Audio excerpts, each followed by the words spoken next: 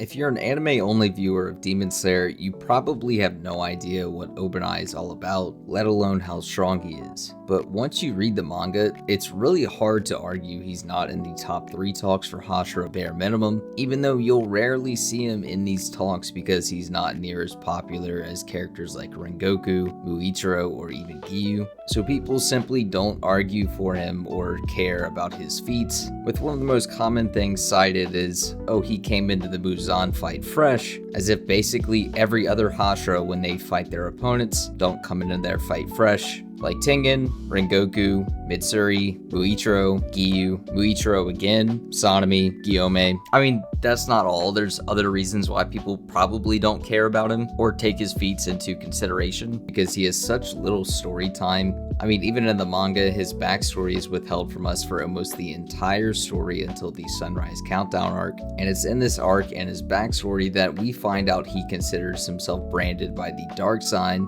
Being the only boy born in his family in 370 years, he was a very special child, and because of this, he was kept in solitary confinement where he was stalked by a slithering beast at nighttime. This beast that was watching over him was the demonic serpent that kept his family rich by offering their newborn babies to it, and in exchange, it would offer riches off people it devoured. Luckily for Obanai, he was kept alive after birth because the serpent took a liking to him and his special heterochromatic eyes. Despite his life being spared, the demonic serpent feasted on his blood, collected in a holy chalice, causing his scars and the reason he wraps the lower part of his face. Before his execution, he one day escaped from his prison where he was ran down by the serpent. Now, me personally, I would probably let the serpent coil me, but I guess Obanai didn't see it that way, and luckily he was saved by the current flame pillar, this likely being Kyodro's father, Shinjiro, with his cousin being the only surviving member of his clan, scolding him because he didn't sacrifice himself to the serpent, killing 50 of his family members, which left Obanai with a sense of feeling of guilt, despite how evil his family was.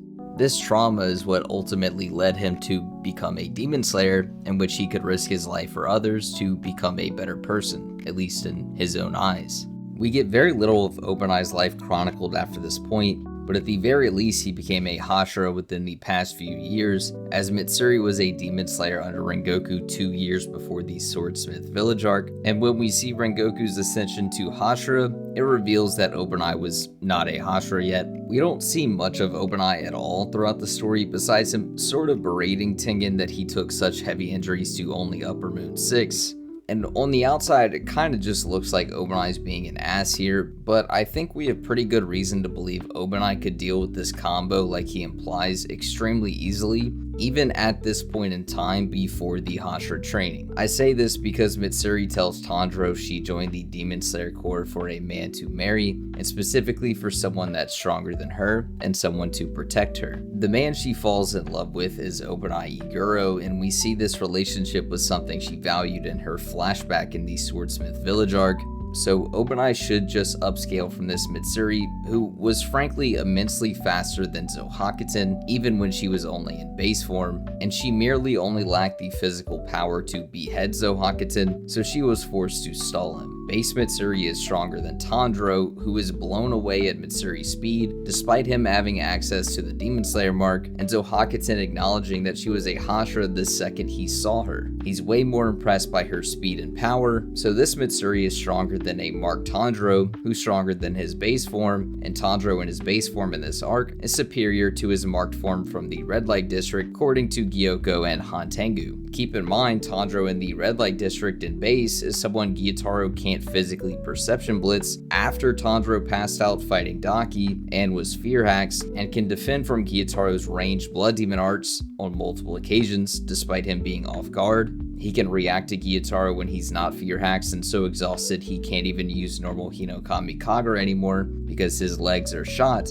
and even Inosuke is able to shift his organs and mentally react to Gyutaro as well.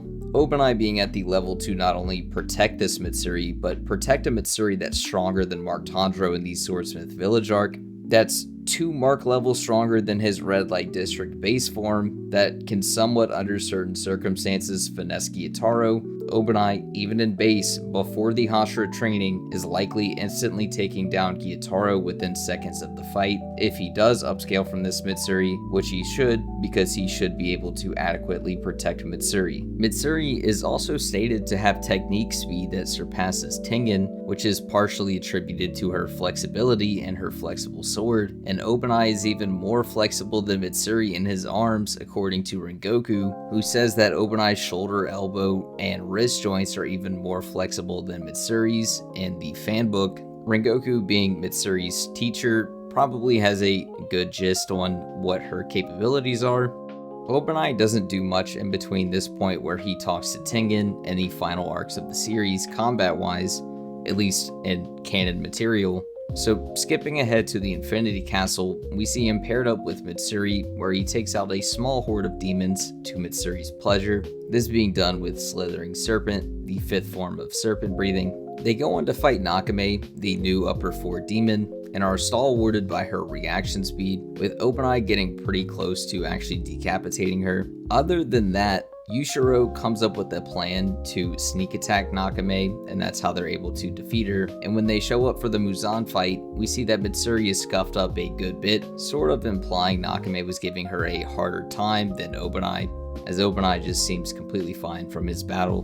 Obanai also saves Tanjiro from Muzan's whips with his travel speed, but this being a travel speed feat, it doesn't matter that much to me, honestly. Muzan then tries to start to fight off whatever is influencing Nakame, and the castle starts bugging out and shifting around. Despite this tangling up Mitsuri and Tanjiro, Obanai and Marked Giyu are both somehow able to avoid all the castle's shifts and traps and attack Muzan at the same time while he's telepathically engaged with Yushiro. Giyu is unlikely to be at his full power because he already fought Akaza, but he did wake up, start a fire, patch up both his and Tanjiro's wounds before he and Tanjiro found Muzan, so he might be close to full power. It's sort of up to you. If you think Giyu has incredible endurance and stamina, which I think he does, then he's probably closer to his full power, and Obanai scales a little bit below Marked Giyu in speed. But if you think Giyu doesn't have that impressive of endurance, then Obanai's probably closer to base form Giyu in speed. The form Obanai used on Muzan is called Winding Serpent Slash. It's the first form of Serpent Breathing, and the fanbook has this to say about it.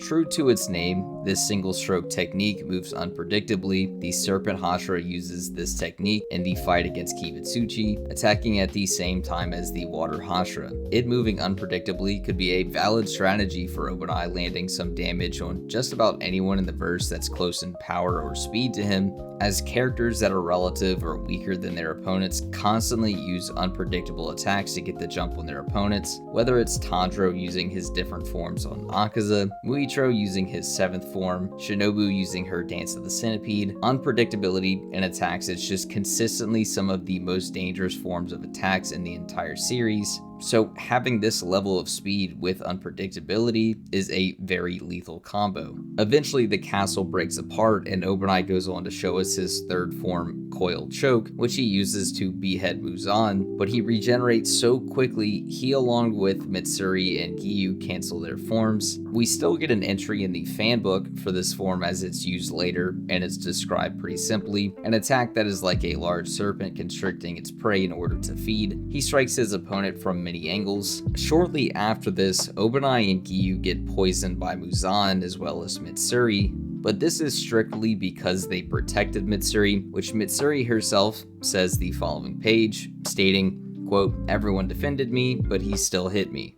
Meaning Muzan more than likely would have had to wear down Giyu and Obanai at the very least, and he kind of just used this underhanded tactic to force them to defend her. Moving forward a bit, we see him and Sanemi getting close, and without a breathing form, he's able to cut off Muzan's arm at close range and kick it away, outspeeding Muzan's regeneration, all without getting hit by his tentacles or the tornado surrounding him after he dips. Shortly after this, Giyu loses his grip on his sword, seemingly due to the effects of Muzan's poison in his hands, but what's interesting to note is Obanai claims he's more susceptible to Muzan's poison because he has a smaller body than his fellow Hashira, and he has poison affecting his hand similar to Giyu, yet he doesn't lose his grip on his sword. They also likely got poisoned at the same time by the attack him and Giyu saved Mitsuri from. However, it's very possible Giyu may have already been poisoned because Muzan seemingly draws blood from Giyu's shoulder when Giyu activates Dead Calm. Regardless, it's a pretty impressive showing of grip strength, not to mention poison resistance, which I mentioned this in my lore accurate Giyu video, could help him resist the effects of someone like Gyoko or Gyutaro's poison if he did fight them, if they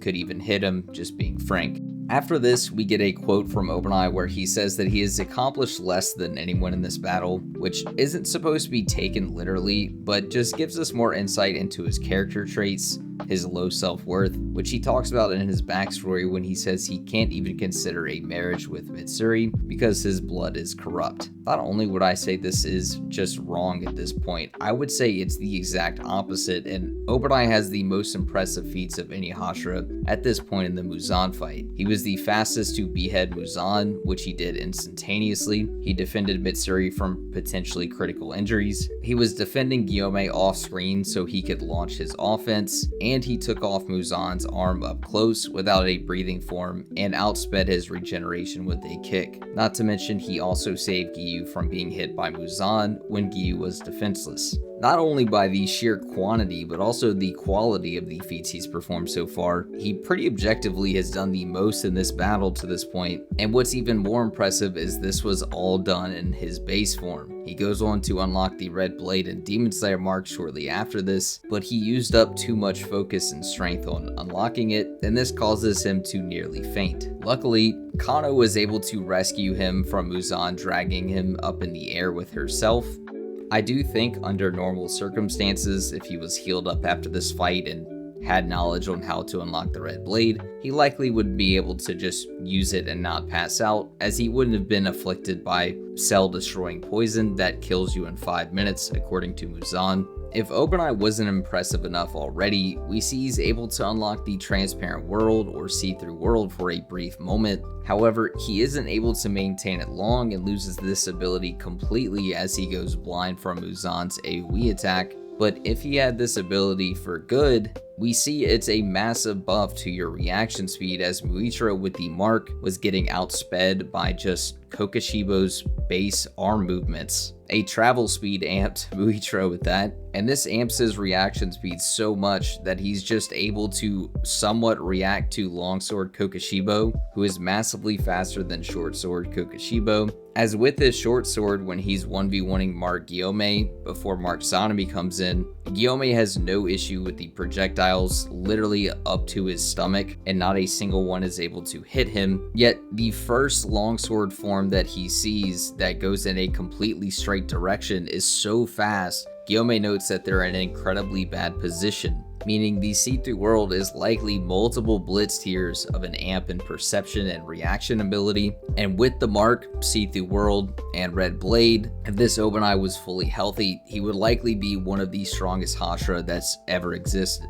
He's the first Hashira that is able to come back after Muzan's attack, and him and Tanjiro fight Muzan for roughly 15 minutes, give or take, and Obanai gets taken out by being a lot closer to Muzan's shockwave than Tanjiro. We also find out that he can communicate with his snake and it can relay him information about his opponent's attacks, which I have no idea how this works or how his snake can even perceive this information so quickly. It's stated it happened, so it just kind of is what it is. And then at the very end, he uses his twin-headed reptile, a form that looks like a two-headed snake entangling its target. It's difficult to predict and extremely difficult to evade. As I alluded to earlier, these are the most devastating attacks in the Demon Slayer verse, and arguably just based off statements, this might just be his strongest overall form. Obanai spends his final moments coddling Mitsuri, and they agree to marriage if they are ever reincarnated.